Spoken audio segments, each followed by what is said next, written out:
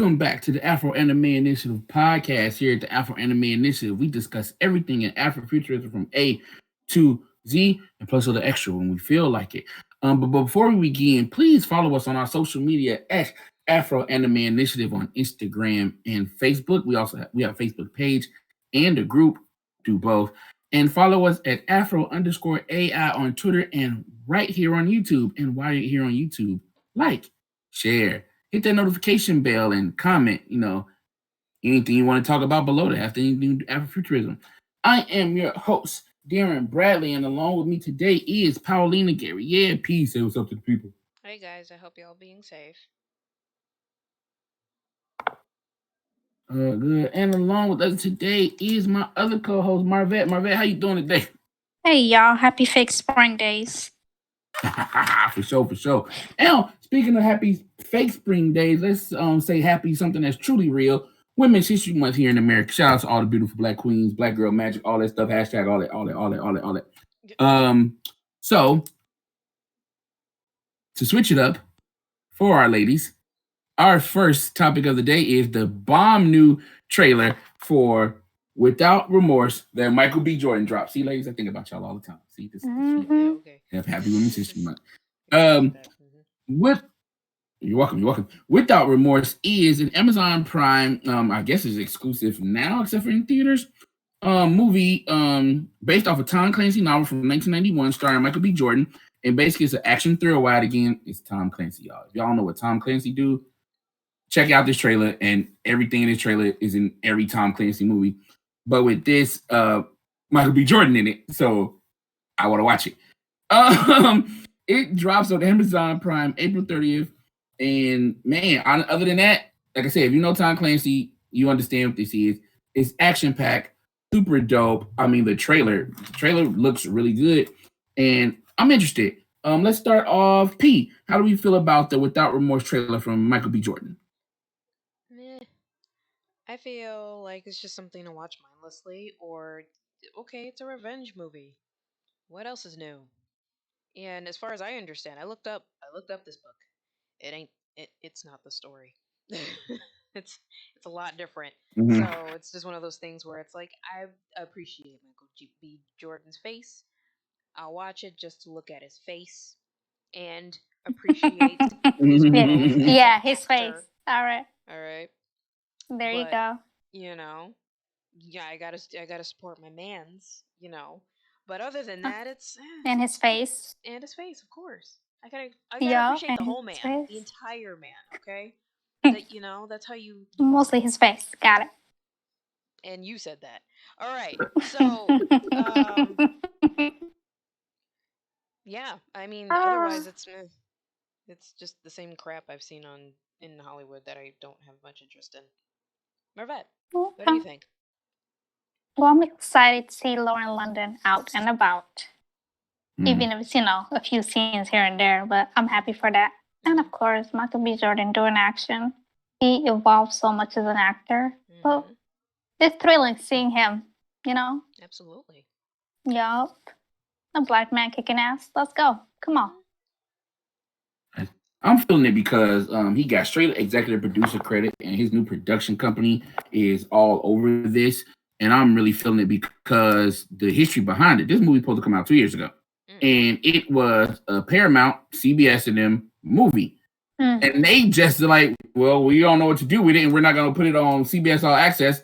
And it's like, and then you sell it to Amazon, then you're like, oh crap, we want that movie now. Michael B. Jordan's big and hot. Yeah, too late. Yeah. Amazon, like, yeah, we know, we got him. Haha. Right. Like this would have made me get Paramount Plus on my own. It really would have. I ain't gonna lie. Because the issues of not funding black actors. Like if they had just supported this and put it on CBS All Access, I would have been in. I would have been like, oh, this y'all dropping first month on Paramount Plus. I might have to put up the $5. Like seriously, because again, I like Tom Clancy stuff, and also what this could be is just something that Michael B. Jordan always has. It's a recurring role. It's his franchise because he is the leading man. Ain't nobody else there on that headline is Michael B. Jordan. Mm-hmm. And he needs that in his back pocket. He needs a franchise movie because I believe Creed is going to be over with Creed 3. I don't know how much more you can do with that. Mm-hmm. I'm surprised they got to 2. So with Creed 3, we don't know what's going on with his character Killmonger and Black Panther. And most of his other stuff, I mean, it comes and then it goes. It's a one-time deal. He needs a franchise. Like every big Hollywood star needs a franchise. And I think this could be, I'm really excited about this. Smart move on his end. Yeah. And like I said, with his production company too, real good. Real good. But now that we've gotten that out of the way, but I was just joking for the ladies. That's for everybody. But I wanted to talk about that first. We are going to move on to our main topic of this podcast. And that is this week, San Diego Comic-Con announced that it shall not be doing an in-person summer event for the second time in a row since the beginning of the current global pandemic. It has announced that it will be doing shorter online dates from July 23rd through the 25th, with hopes of later this year in November or maybe September. I'm sorry why I said that backwards. But September or November, doing a smaller in-person meeting still in San Diego.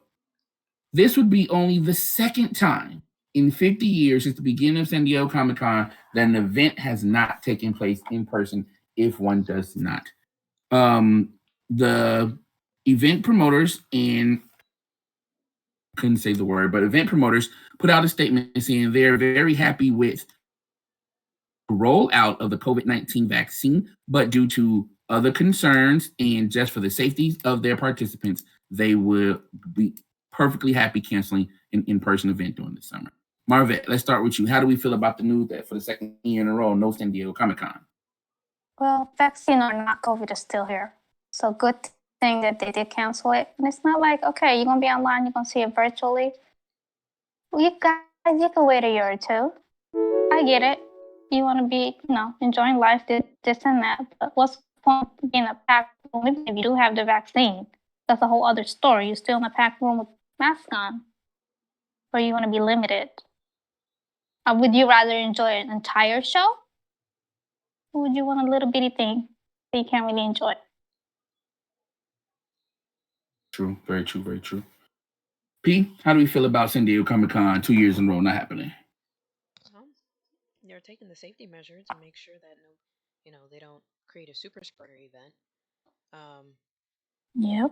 Things are still kind of, even with the vaccine, things are still, moving kind of slow because people don't like to listen or nothing. So at least, hopefully it'll be a little tighter than it was last year. I know last year was its first time doing everything virtually, so it was kind of a mess. So then maybe with the smaller in-person event in the fall, it would be a little smoother, or I don't know. I'm not quite sure exactly how that's gonna work out because it's a hot event. No matter who's gonna be there, it's everybody and their mom wants to be there. So I'm curious to know how that's gonna work out, but I'm glad they took this route. So hopefully next year, they'll have the opportunity to bring it back in person. And the good thing about it is that for those who had purchased passes last year and had their access rolled to this year is going to be rolled over to the next year, or they're free to call and be like, hey, I want a refund. So that's super cool. Yeah, I really appreciate that. Yeah. I like that they did that with the refunds and rolling over the tickets, and I also agree with you about them shortening the days because they tried to do it as long as they normally do it, and that even though it was their first time online was so bad. It was too much, and because it was so much, half the stuff got canceled anyway. So it's just like, cut it down. You don't need to do like you're doing a live event. It's or virtual. Cut it down. So I'm really glad that was the big news I took out of that. But speaking of people who don't show up for Comic-Con, I'm sorry, but that was just cheap dig. Marvel has finally opened up their Marvel Universe of Superheroes at the Museum of Science and Industries in Chicago, Illinois.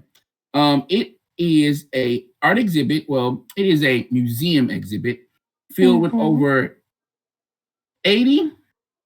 I'm gonna make sure I'm doing it right. Filled with over 80 different exhibits with over 300 artifacts and collections directly from the MCU. Tickets go on sale, I believe, March 7th. Yes, starting this Sunday, March 7th. At $22 for adults and $13 for kids. I'm going to start off with this one. It was something I think is really cool. It's not for me as an adult, it's not. But I did like that they are making this, like, how can I put this? They're making it feel important. Not saying comic books ain't important. I'm a comic book geek. But I mean, they're putting in effort. They put up some preview pictures. It's like they straight up did a full museum exhibit just for Marvel stuff. And that's dope. That is super cool. But it is still skewed a little bit towards kids. There's virtual reality games. There is experience being a superhero. And it's just more little stuff. But again, that's how you get them. You catch them young, you trick them into reading, and then you realize that they've been reading their whole lives and they can't stop and it's over with. So I love this idea. Marvel, bloody genius. P, how do we feel about Marvel Universe at the Museum of Science and Industry in Chicago? Another fun event for the entire family, to jump right in and learn more about Marvel. It sounds like a fun event. I would like to go. Just heads up, y'all. If you're planning to go, not only the cost of the exhibit, but also the cost of admission into the museum, period, plus the cost of the exhibit. Just to let y'all know, it might be a bit much. There's also evening tickets as well for anybody who just wants to go to the exhibit itself. Otherwise, yeah, this is a really cool event to bring your kids or to go yourself if you want to. I would like to see it in person. I'm not too hot about it because, well, I don't know. I'm just not. But if any of you guys go, tell us your experience. Tell us what it was like to see these costumes in person. I sure will. Nice. Please do. Report, live stream, everything. You're both so downers. See, this is what I was literally. No. This is what I was literally. This is literally what I was about to ask Marvette, though. I was like, are you going to pretend to be a kid to pay the $13 price to go? Nice. I don't need to pretend, honey. They'll count me as one. I'm just saying. You barely call it any of them. So, I mean, get the $13 price. Like, I'm a proud 4'10", 32-year-old. I'll be happy to present an ID if they ask me to. If not, I'll pay my $13 and walk in there. I'll just have an adult with me at the moment. Very smart. I like that.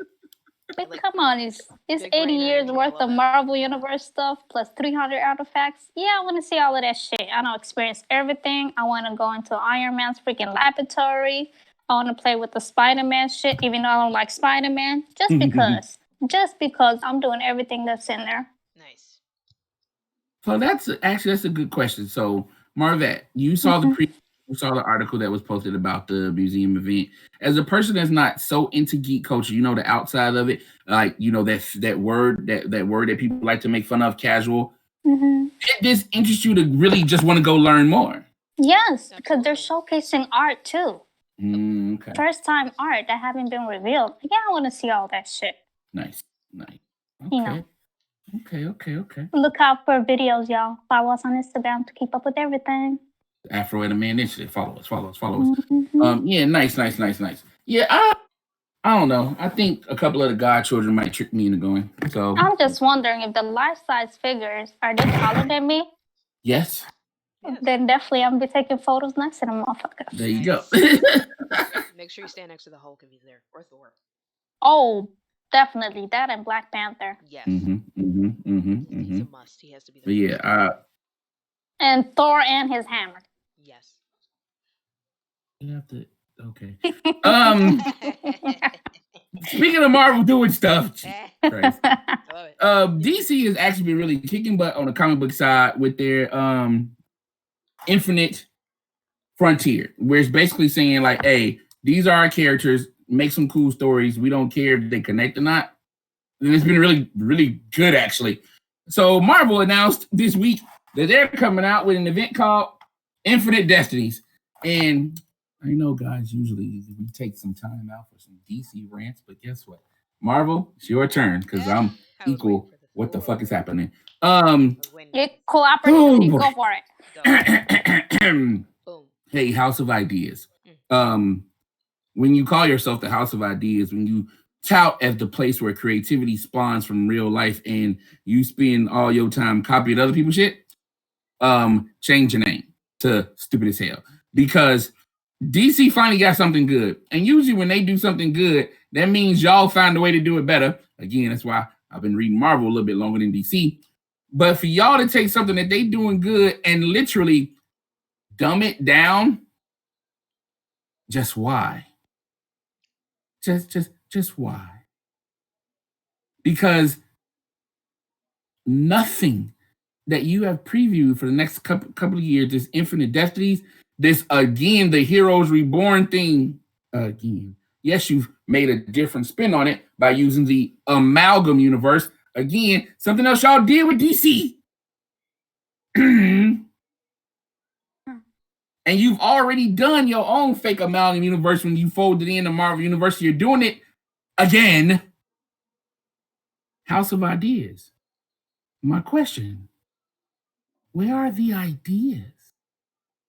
What are you doing? Let DC shine for once. Let them have they Black Batman, they Brazilian Wonder Woman, they Black Green Lantern. Let them be great for once so y'all can eventually be greater later, but just ripping them off, it's sad, man. So sad. Ladies and gentlemen, like I said, I'm a Marvel dude. I've been reading X-Men since I can remember. I think I'm finna pass on all this.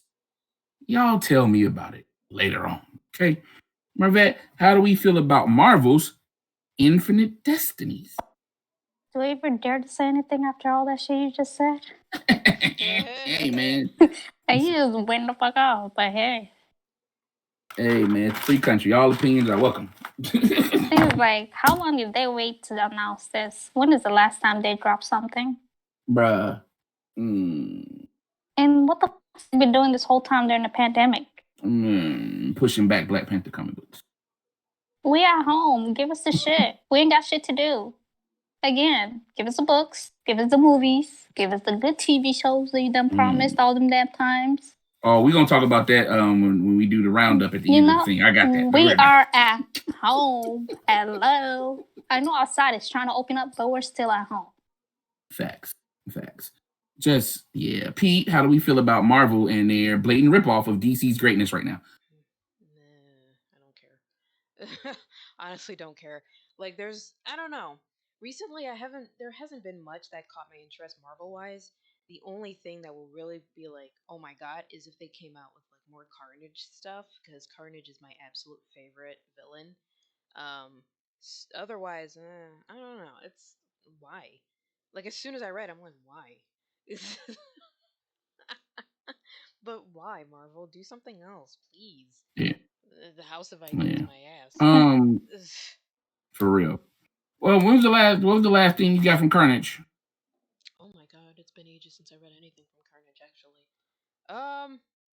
Okay, was so it the origin story? I don't know. Nothing recent. I don't think. 2 years ago. 2 years ago? Has it been that long? Oh my god. There Has an it been 2 omnibus years? that No. came out 2 years ago?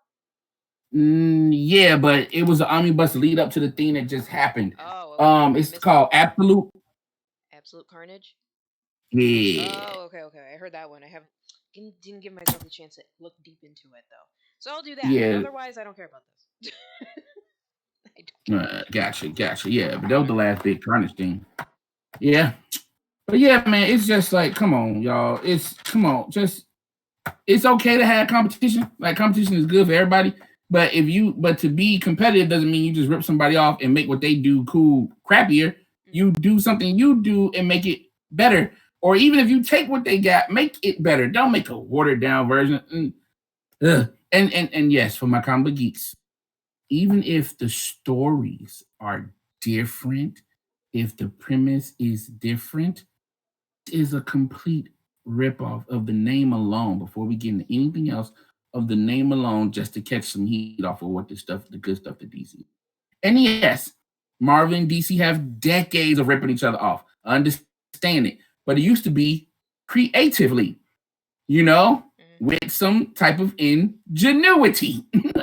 Now it's just like, oh yeah, we're just gonna take it and put our name on it. Yeah, okay, cool. But yeah, so we're gonna leave that geek space and go all in to Afrofuturism and the things that we're here for. Oh man. So brought to our attention of the initiative this week is a wonderful tale of a young man in, I believe it is, Atlanta, Georgia, in the year 2000, coming of age, and his meeting of a charismatic young man at a swimming pool one summer. It is called Pritty, and the Kickstarter has been announced by, oh my God, my writing is terrible, Keith F. Miller Jr., the author and director of the book Pritty, and Timir Day. Am I saying it right, y'all? Don't ask me that. Just Close enough. Okay, Timir Day, who is the writer and director of the animated film. I love the tale, not just the actual story of Pritty, but how they came to make it. I'm gonna kick this one off again too. Sorry. It went from a book first. Mr. Day read the book, was like, yo, we need to do this live action. They was making a live action short film. The live action got cut off due to COVID because, again, they wanted to be safe. They're taking their funds and trying to raise more funds to make it an animated short. I love the tenacity, the ingenuity, and the just fortitude of these young men. They're like, no, we have a story to tell. We are going to tell it. And I also love the tagline that they said, Black boys heal when Black boys get to play. Exactly. I'm here. I am here. P, how do we feel about the Kickstarter for Pritty? I hope that it really does succeed. I'm looking to back this project myself with my limited funds. But it's like it caught my attention like a couple days ago, and I'm like, this has to come to life. This absolutely has to come to life. And it's like a short, like the summary of it is basically a story of like you said, it takes place in Georgia, in Savannah, Georgia, early 2000s. Like, I'm just reading off the summary. Coming of age story, deep south breeds black boys hard. Then there's this kid named Jay. He sticks out. He's dark skinned, quiet, and skinny, and he likes to wear flowers in his hair. So, the complete opposite of him is his brother and his older brother, Jacob. And, their differences peak at a community pool where, when you're at the pool and you want to show off all that stuff. And Jay is pretty reserved and he's trying to, figure himself out and kind of copy his brother. And then he meets a very charming, well, light skinned boy from the neighborhood named Justin, and they become friends. And it just kind of delves deep into their friendship while at the pool. And I really want to learn more of it. And there's actually a statement in the Kickstarter that says bringing Hayao Miyazaki into the hood. And I'm like, yes, absolutely. And we need to. It reminded me of the movie. Was it Moonlight?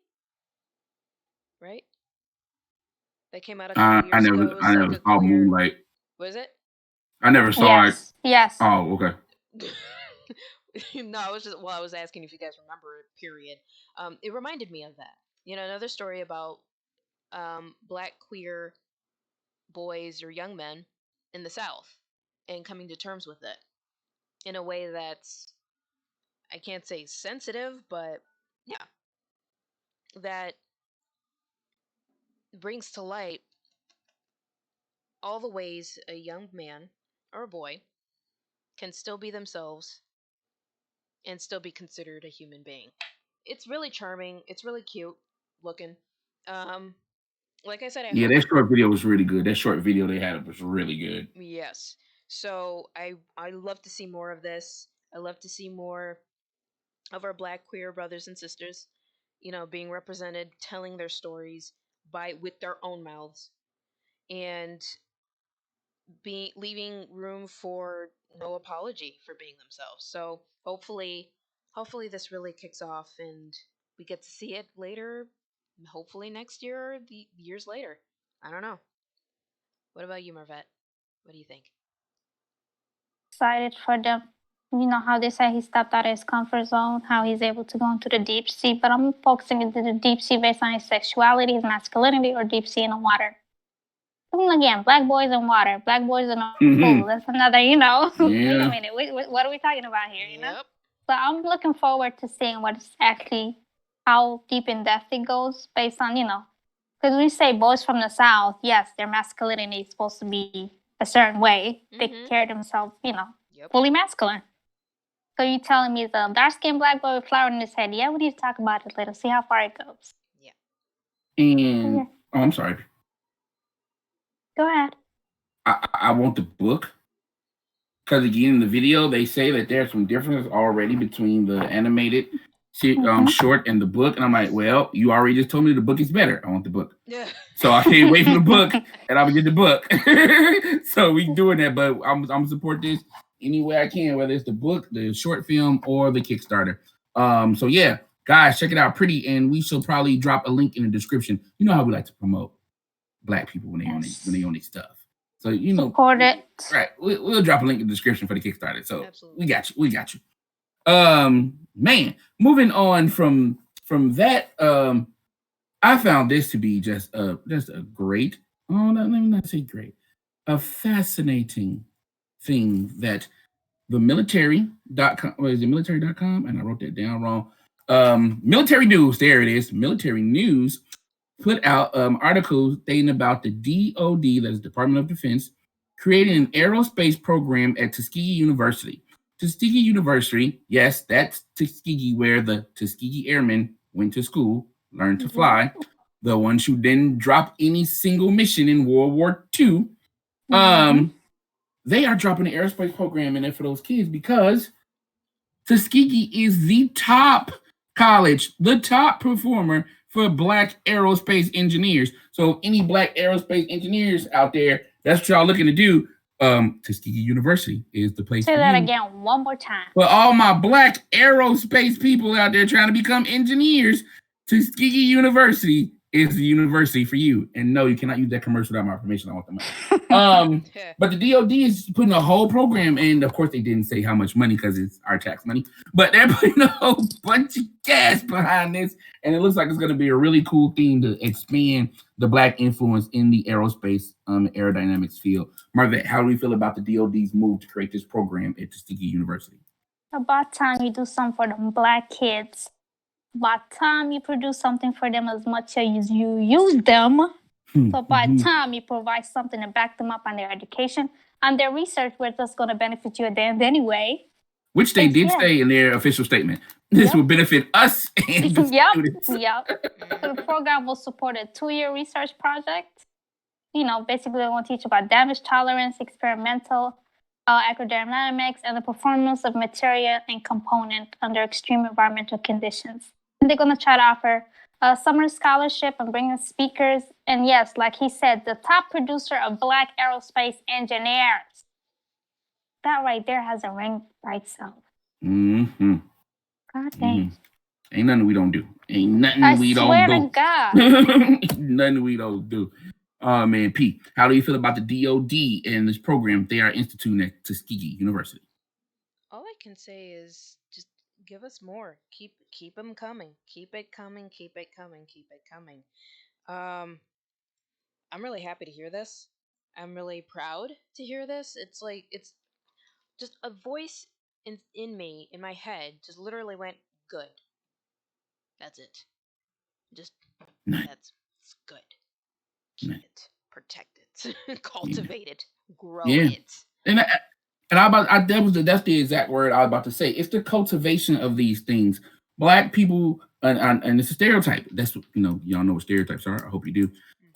It's a stereotype that all we do is entertainment and sports. We do everything. Everything. And we're good at everything. And I guarantee you there are people out here who are like, that's an aerospace engineer. Oh, right. But hey, that's what we're here to do, to teach. Everybody can learn something new every day.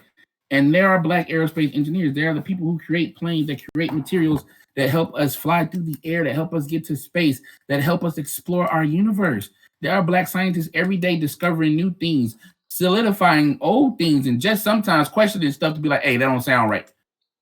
Every day. Every day.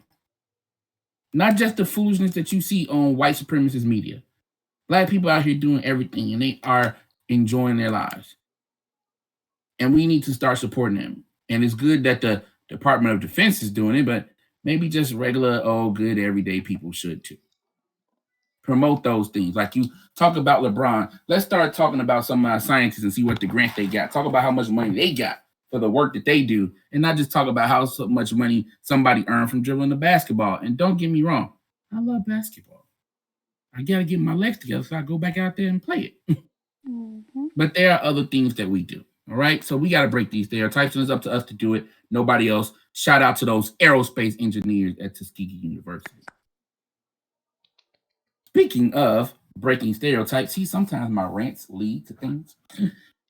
Out of Baltimore, two young kids, a brother and sister duo by the name of Spirit and Kaylee. You know what they out there doing, man? They out there doing stocks. And they've been doing these stocks since the age of 7 and 9. But they're like, yo, we out here doing this successfully, of course, with the supervision of their parents. But we need to teach other young Black children how to do this. And you heard how I said that? Other young Black children? Yes, these two wonderful darlings are beautiful and Black. And they've created a program called Stock Up Kids. You can check them out on their website, where they teach young entrepreneurs how to do what? Play on the stock market. And I do not mean play as in goof around, but to use it for their advantage, to help solidify their financial futures, and to use it to just learn about the economy that they live under, which, you should know about the economy you live under. So, Pete, we're going to start off with you. How do we feel about the Spirit and Kayla's Stock Up Kids? Good on these babies doing what they think is best for not only themselves but for their community.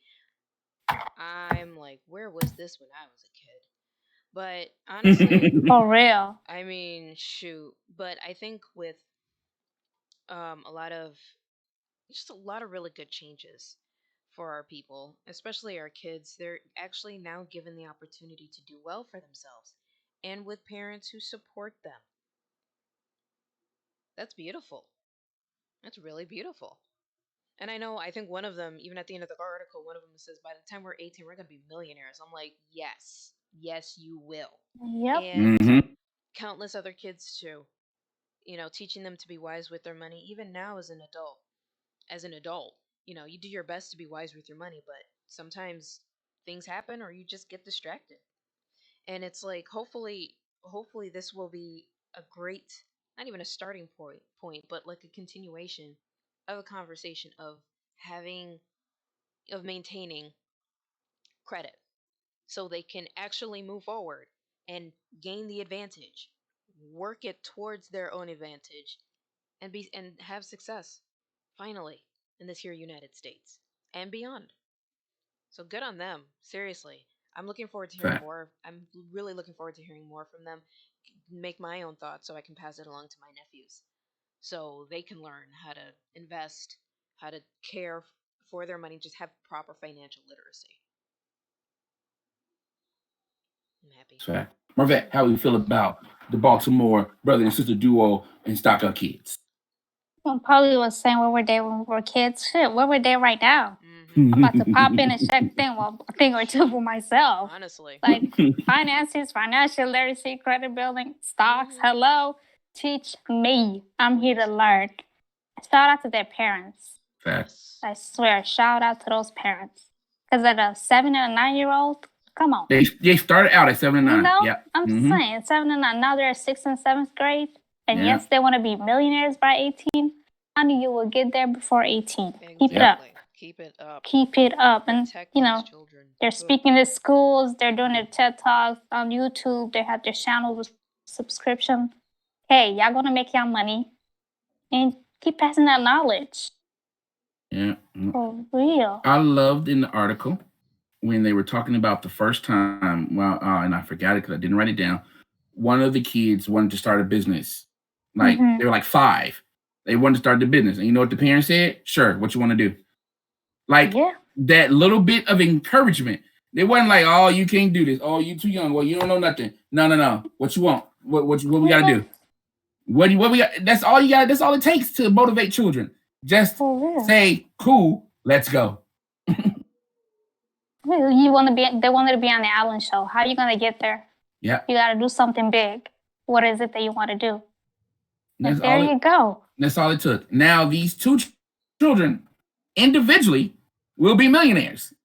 Yep. To take care of their parents, all because their parents just didn't squash their hopes and dreams the moment they opened their mouths. And they've started with stocks that they know website. Of that, Nike, Microsoft, McDonald's, and Nike. Every child knows these 3 things. Yes. I thought that was so. It was just remarkable. It's just like, okay, we wear Nike shoes because that's what they buy. All the kids got them. We like to eat the McDonald's because that's where all the kids like to eat because that's junk food. And we know Microsoft because that's all the computers, all PCs. Yeah. They did what they knew and went from there and boom, off to the races. You as an adult, you would sit there and be like, wow, they thought of something me, an adult, they didn't think of. Mm-hmm. That's because, again, the parents were there to back it up. Yeah, just to encourage them. Yep. That's all you got to do. So shout out to the parents too. Sorry, we didn't forget y'all. Shout out to y'all. But man, also shout out to these 2 kids who are controlling their infinite destinies. Okay, I'm sorry. I'm not gonna rant. Black parents, listen to your kids and support their ideas. Ooh, facts. New hashtag Black parents listen. Yes. Support your kid. Absolutely. Yeah, new hashtag Black parents listen. We got it. Let's go. Please. Hashtag new hashtag every episode. Dude, every episode. Every episode. Oh my god. But yes, love those guys. And yes, we're gonna keep up with Stock Up Kids. Like I said, they're doing some wonderful stuff. So our last article for the notes I have, and it's more a follow-up to something we had talked about a few weeks ago. Okay, I'm gonna say it straight because I always say it like the rappers do, but Lupita Nyong'o. Hey. Thank you. You're welcome. Came out with a very beautiful interview from Deadline. Speaking of her team up with Kuka Entertainment, the startup, to support her animated show, Super Sima. Am I saying Sima or is it Simi or is it Sima? Sima. And we have more details, not a lot, but more details about the creation of this show and where it will be appearing. It will be showing up as a YouTube original. No price point yet, or if I missed it, but there was no price point. And Lupita is saying that this is used to empower and inspire children in an Afrofuturistic and technologically advanced world where the focus isn't just on physical attributes. It's about brain power. I was like, you know what, Lupita? Yeah. Okay. I'm you know what, Marvette? I'm gonna start with you. What are your thoughts about Lupita Nyong'o and the new information we got about Super Simi? It's good that African kids, and I do mean African kids, seeing role models on TV that represent them, that looks like them, because representation does matter. And it's not about something bad. It's about education.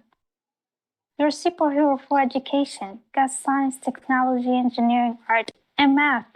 Hello, this is Africa all over. Thank you for representing their future, for empowering kids. Nice. P, how do you feel about the new information we got about Super Sima?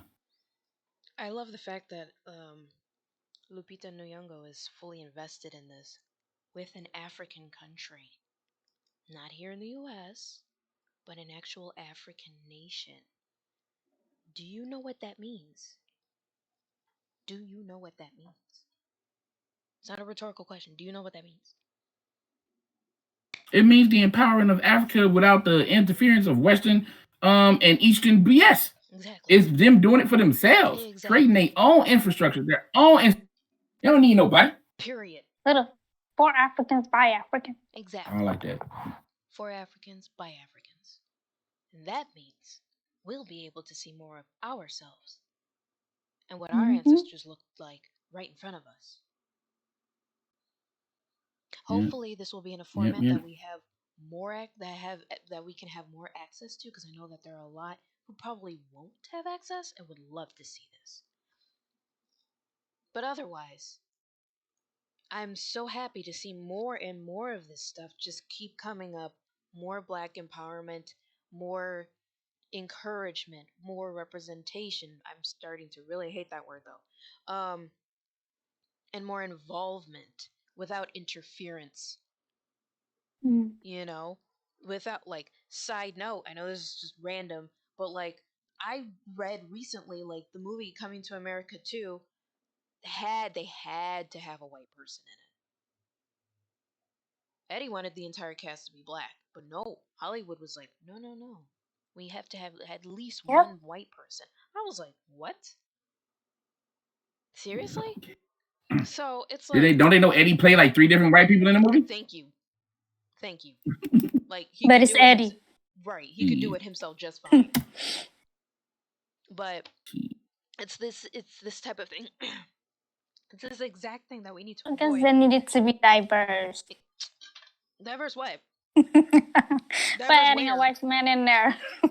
Listen, Hollywood's definition of diverse is You know how one it's that. token black person, one weird nerdy Exactly. Asian, and everybody else, every other white person be the hero of the story. Like, no, we're good. We can be the hero of our own stories, Yeah. and this is it. This is definitely a part of that. This is it. Just look at it this way: an all-black cast, everything black. That's scary to Hollywood. That's very true. Absolutely, it's a threat. And that's why. Like this Lupita's series, the Super Sema, is gonna be scary as well. Right, and that's why they're avoiding Hollywood and going to YouTube. Because when I first saw this as a YouTube original, I'm like, oh, really? YouTube original? Then I had to think about, oh crap, yeah, YouTube. Mm-hmm. Every single country, legally or illegally, YouTube is there. Because she's a shareholder, she's the executive producer, and she's animating one of the voices. Let's go. So who in Hollywood is going to give her the credit to do all that? Facts. True. Very when true. She can go over to her own country or any other African country and fund it herself and do it there. Yeah. For the low and better. And it will benefit them and her. And it's more colorful. Seriously. And she will get her credit. Yeah. So That's what matters. So yeah, I just thought this was, like I said, I added this in there as a follow-up because I just thought it was incredible to see her investment. Like I said, it's a great article from Deadline. I gotta give Deadline when credit. It debuts, y'all? International Women's Day. Oh, that's right. March 14th, right? March 8th. March 8th. I'm sorry, I didn't write it down in my notes. I did. The first 8 episodes will debut on March 8th. And then the remaining 12 episodes will be released throughout March and April. Nice. Check it out, y'all. Super Sema. Super Sema, YouTube original. Look for it. YouTube will soon probably be drilling it in every single video you have with a commercial. So don't worry about it. You will catch it. And if not, we will remind you. Don't worry. We'll remind you. Well, that's it for my notes. So at the end of every podcast, I like to go around, ask everybody anything else that they've seen in Afrofuturism or just general geek culture that we did not add on the show. We left off with Marvette. So P, let's start with you. Got anything for us this week? Nothing new really that I've been paying much attention to. No, not much. That does not involve Afrofuturism.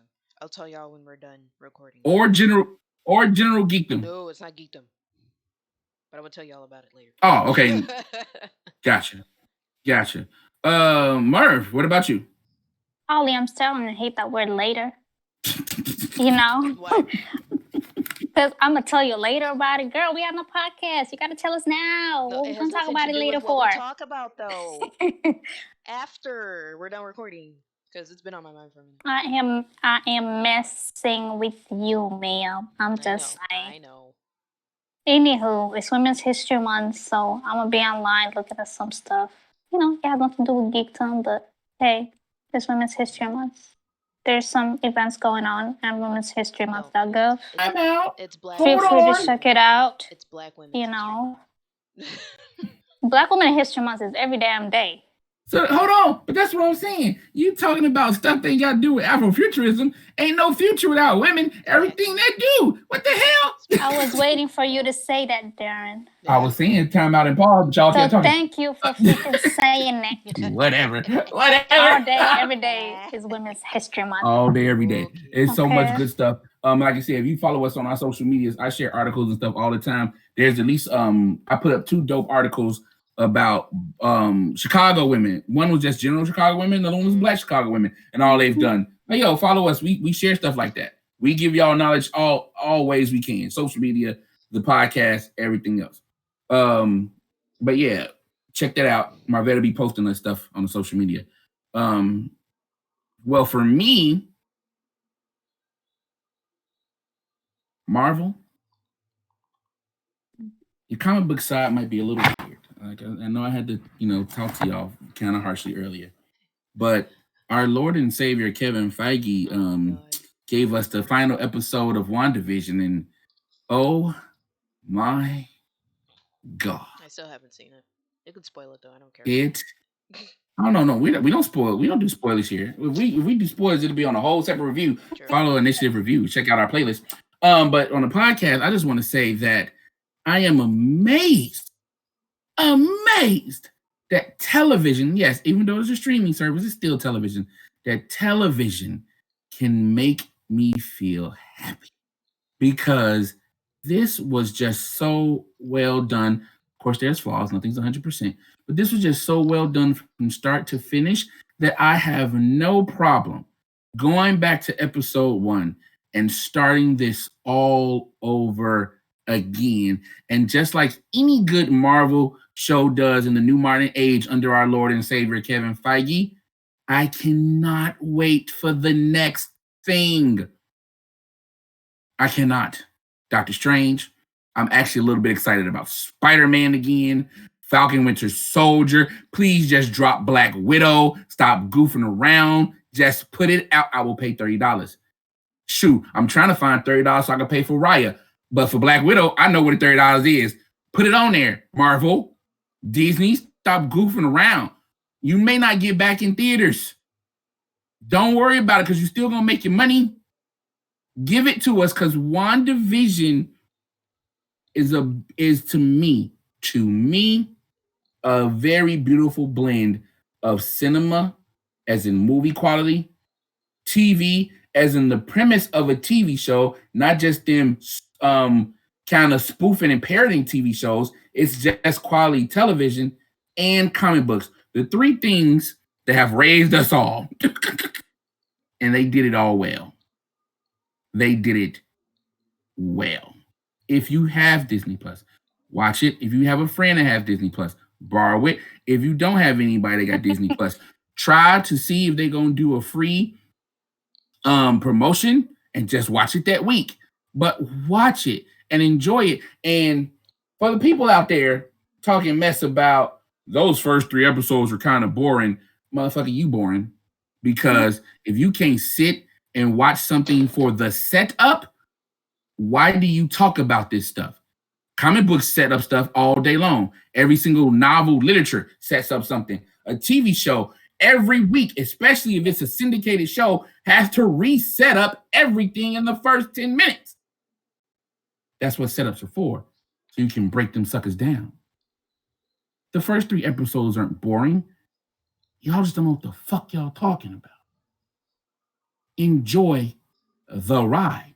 Sometimes the best part of the roller coaster is going up. And that's all I have for the Afro Anime Initiative podcast. Once again, follow us on our social medias at Afro Anime Initiative on Facebook and the Instagram. And follow us at Afro_AI on Twitter and right here on YouTube. Please hit like, share, subscribe, and comment down below. You know what? Comment down below. Who do you think steals stuff better, Marvel or DC? I would like to know. All right. That's it for us. We out. Peace.